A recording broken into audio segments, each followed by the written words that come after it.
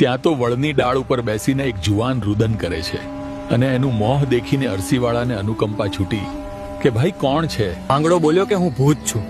જ્યારે સંસારના માનવીઓ રોવે ને ત્યારે એની આંખમાંથી પાણી પડે, પણ આ તો ભૂતના રુદન હૈયાના લોહી આંખોમાંથી ચરે છે. ભાઈ એક ભૂત. પણ કોનું ભૂત? કાકા તમે મને ઓળખ્યો નહીં?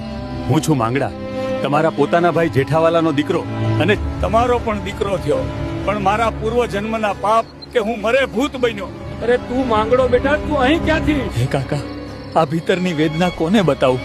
પદ્મા સાથે પરણ્યા વિના મારે આ વડલાની કટામાં વિંધાવવું પડ્યું. હે કાકા, પણ હવે તો આ ભૂતવળની હદમાંથી નીકળવા હું તડપી રહ્યો છું, પણ મારી પદ્માને નહીં પામું ને ત્યાં સુધી મને મુક્તિ નહીં મળે. ત્યારે અળસીવાળો બોલ્યો કે હવે હું શું કરું બેટા જેથી તને મોક્ષ મળે? કે કાકા મને પાટણ તેડતા જાઓ, મારી પદ્માને પરણવા દ્યો, મારી મંગેતર આજ બીજાને જાય. એ વિચાર મને સળગાવી મૂકે છે. અરે ગાંડા, તું પ્રેત છો, હું તને કેમ કરીને લઈ જાઉં? હે કાકા, આ જાન જતી જોઉં છું ને ત્યારે મારું અંતર ચિરાય છે કાકા. તમે જે કદરૂપા વરરાજાને લઈને પરણવા જાઓ છો ને, એ કન્યા એ જ મારી પદ્માવતી છે. અરે રે દીકરા, આ શું થઈ ગયું? આ ખોર જંગલમાં ભૂતોની સાથે રહેવું પડે છે. પણ હે કાકા, મને એકવાર પદ્મા સાથે પરણી લેવા દો. આગળ શું થયું?